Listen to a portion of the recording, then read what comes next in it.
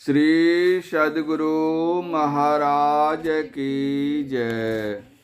पूज्यपाद महर्षि संत सेवी परमहंस जी महाराज का प्रवचन त्रिदेवों में महान महादेव। इस प्रवचन का दूसरा अंतिम भाग।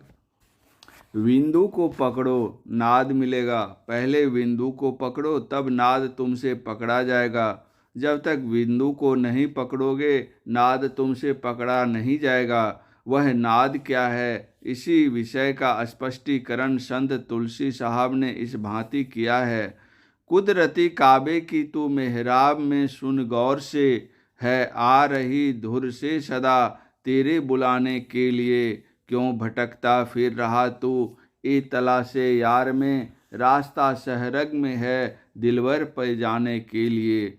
अगर कोई सकलेन सिरा अर्थात दृष्टि योग का अभ्यास करता है तो क्या होता है। वे कहते हैं, गोश बातिन हो कुशादा, जो करे कुछ दिन अमल, ला इल्लाह अल्लाह हो अकबर पे जाने के लिए। वह नाद मिलेगा जिस आवाज़े गैब को पकड़कर तुम अल्लाह के पास, परम प्रभु परमात्मा के पास पहुंच जाओगे। यही संतों का ज्ञान है। भगवान शंकर भी इसी नाद को पकड़ने के लिए कहते हैं। उपनिषद में लिखा है, विंदु नाद कलातीतंग यस्तंग वेद सौ वेदवित।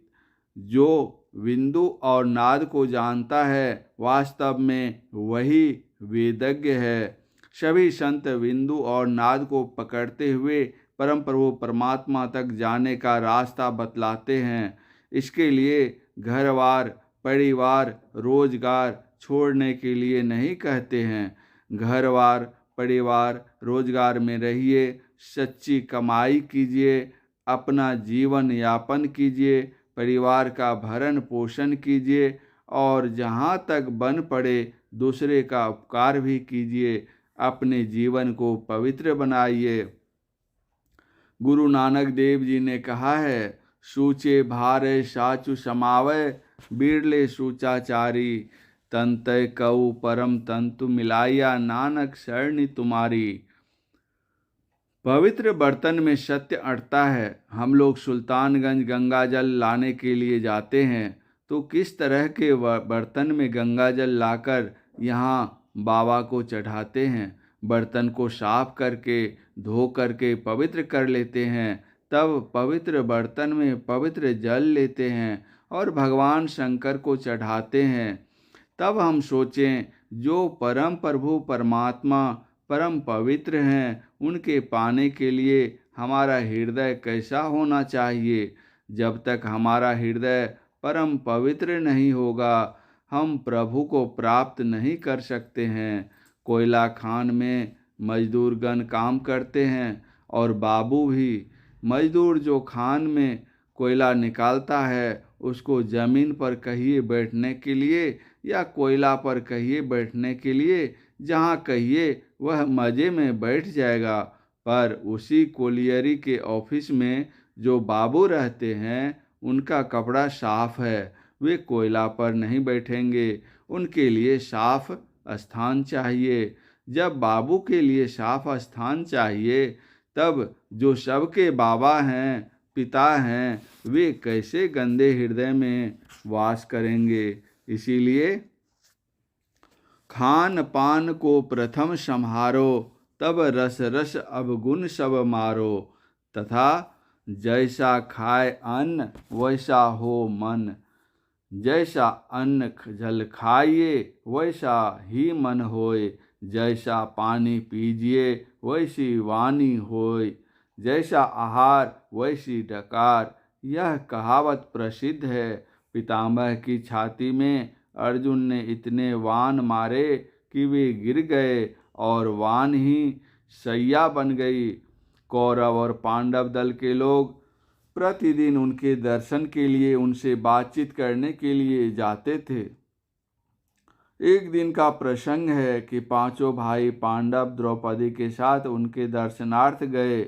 भीष्म पितामह ने उन लोगों को बहुत अच्छी अच्छी बातें सुनाई, ज्ञान की, योग की, जप की, तप की, लोक व्यवहार आदि विविध तरह की बातें बताईं। वे बोल रहे थे कि बीच में ही द्रौपदी मुस्कुरा देती है। भीष्म की नज़र उस पर पड़ी और वे चुप हो गए। युधिष्ठिर ने हाथ जोड़कर कहा, पितामह, आप बहुत अच्छी अच्छी बातें हम लोगों को सुना रहे थे। हम लोगों का मन आह्लादित हो रहा था। आप बीच में ही क्यों रुक गए? भीष्म पितामह ने उत्तर दिया, मैं तो कह ही रहा था, लेकिन बीच में ही द्रौपदी ने मुस्कुरा दिया। उसकी मुस्कुराहट देखकर ही मुझे रुक जाना पड़ा। द्रौपदी ने हाथ जोड़कर कहा, पितामह, क्षमा कीजिए, मुझसे गलती हो गई, मुझे नहीं हंसना चाहिए था।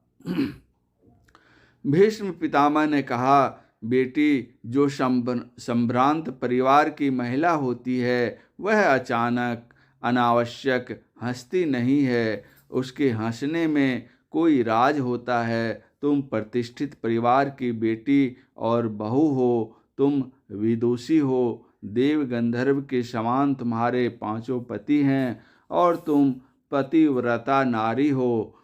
तुम्हारे हंसने में कुछ कारण अवश्य है, उस कारण को बतलाओ। द्रौपदी ने हाथ जोड़कर क्षमा याचना करती हुई बोले, आप जो इतनी ऊंची ऊंची बातें हम लोगों को सुना रहे थे, मेरे मन में हुआ कि यह ज्ञान आपको पहले नहीं था, यह ज्ञान आपको आज हुआ है। भीष्म पितामह ने कहा, बेटी, ऐसी बात नहीं है, यह ज्ञान मुझे पहले भी था। द्रौपदी ने कहा, पितामह, यदि यह ज्ञान आपको पहले था तो जिस समय कौरवों की सभा में मेरी साड़ी खींची जा रही थी, आपके मुंह से चूं शब्द नहीं निकला, फिर मैं कैसे मानूं कि यह ज्ञान आपको पहले भी था? पितामह ने उत्तर दिया, बेटी, मैंने कौरवों का कुअन्न खाया था। उसी कुअन्न के दुष्प्रभाव से मेरा मन दूषित हो गया था, इसलिए उचित बात बोल नहीं सका। मेरे कहने का तात्पर्य यह है कि भोजन का प्रभाव कैसा होता है, इस पर विचार कीजिए। भीष्म पितामह बाल ब्रह्मचारी थे, 8 वसुओं में से एक थे, उन पर भी अन्न का प्रभाव पड़ा। अतएव आवश्यकता है कि हम अपने खान पान की संभाल करें। हमारा देश भारतवर्ष एक विश्व गुरु कहलाता था। यहाँ दूसरे दूसरे देशों के लोग शिक्षा ग्रहण करते थे। आज हम पाश्चात्य देश की शिक्षा ले रहे हैं। वह ऐसी शिक्षा जो शिक्षा नहीं कुशिक्षा है, और हमारी जो सद शिक्षा थी वह वे लोग ले रहे हैं। भारत शाकाहारी देश रहा है। जिस समय त्रेता युग में राम रावण का युद्ध हो रहा था, रावण के दल में ऐसे ऐसे लोग थे, महिष खाए और मदिरा पाना करते थे, और राम के दल में बंदर भालू थे, जो कि सब शाकाहारी फलाहारी थे। जब रावण के साथ हनुमान जी की मुठभेड़ हुई तो हनुमान जी ने रावण को घूंसा मारा, जिससे रावण लुढ़क कर पृथ्वी पर गिर पड़ा और अचेत हो गया। जब होश में आया तो रावण ने हनुमान जी से कहा, शाबाश, धन्य हो, तुम धन्य हो। हनुमान जी ने कहा, मैं धन्य नहीं, मुझे धिक्कार है कि मेरा मुक्का खाकर भी तुम जीवित हो उठ गए। विचारणीय विषय है कि मांसाहारी पर शाकाहारी का मुक्का लगता है और वह बेहोश हो जाता है। आप कहेंगे कि यह तो त्रेता युग की बात है, त्रेता की बात छोड़ दीजिए, कलयुग की बात लीजिए। महात्मा गांधी जी शाकाहारी थे और अंग्रेज लोग मांसाहारी थे। मस्तिष्क का युद्ध हुआ, दोनों में किसकी विजय हुई? महात्मा गांधी ने अंग्रेजों को पराजित कर भारत को स्वतंत्र किया। विदेशों में हुई खोज के आधार पर British health minister Mrs Curie ने अपना वक्तव्य दिया है कि अंडा किसी को नहीं खाना चाहिए। अंडे के पीले भाग में कोलेस्ट्रॉल रहता है, जिसका सीधा अटैक हार्ट पर होता है।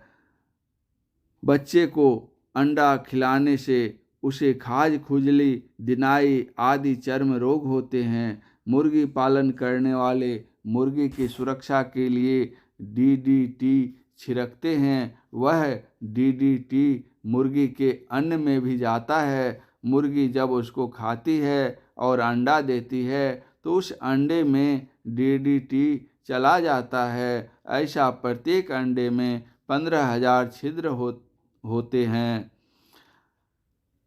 ऐसे प्रत्येक अंडे में 15,000 छिद्र होते हैं जो इन आँखों से देखे नहीं जाते हैं, जिससे पता चलता है कि डीडीटी उसमें प्रवेश किया है। उस अंडे को खाने से डीडीटी का शरीर पर क्या प्रभाव होगा यह आप स्वयं समझ सकते हैं। उससे विभिन्न प्रकार के रोग होते हैं। यहाँ के डॉक्टर उन रोगों की पहचान नहीं कर पाते हैं क्योंकि उनके पास उस तरह के यंत्र उपलब्ध नहीं हैं कि परीक्षण करके रोग बतला सकें। आज इंग्लैंड में 70% अंडे की बिक्री बंद हो गई और हमारे यहाँ अंडे के संबंध में टीवी पर प्रचार किया जाता है कि संडे हो या मंडे रोज खाइए अंडे। अमेरिका के 2 सुप्रसिद्ध डॉक्टरों ने मांस पर रिसर्च किया है। उनको $20 लाख पुरस्कृत किया गया है। उन्होंने बतलाया है कि जिस समय किसी जानवर को मारा जाता है तो उस जानवर को मारने वाले पर क्रोध उत्पन्न होता है और अपनी मृत्यु को देखकर उसके अंदर करुणा उत्पन्न होती है। जानवर के अंदर उत्पन्न होने वाले क्रोध और करुणा के मिश्रण से उसके रक्त का यूरिक एसिड निकलकर उसके मांस में चला जाता है। उस जानवर को मारने के बाद जो कोई उसके मांस को खाता है उसके शरीर में विविध प्रकार के रोग उत्पन्न होते हैं। आज अमेरिका में 40% लोग शाकाहारी हो गए हैं। भगवान शंकर शाकाहारी थे, इसलिए उसके भक्तों को भी शाकाहारी होना चाहिए। संतों का ज्ञान बतलाता है कि अपना मन पवित्र करो, हृदय पवित्र करो, तब उस परम पवित्र परम प्रभु परमात्मा को प्राप्त कर सकोगे। इसके लिए खान पान का प्रथम संयम होना चाहिए, इंद्रियों का संयमन होना चाहिए। झूठ, चोरी, नशा, हिंसा और व्यभिचार, इन 5 पापों से यदि हम अपने को बचा कर रख सकेंगे तो हम में पवित्रता आएगी। तब हम प्रभु प्राप्ति पथ की ओर अग्रसर हो सकेंगे। प्रभु की अनुकंपा से जब किसी संत सद्गुरु के दर्शन होंगे तो वे मार्गदर्शन देंगे।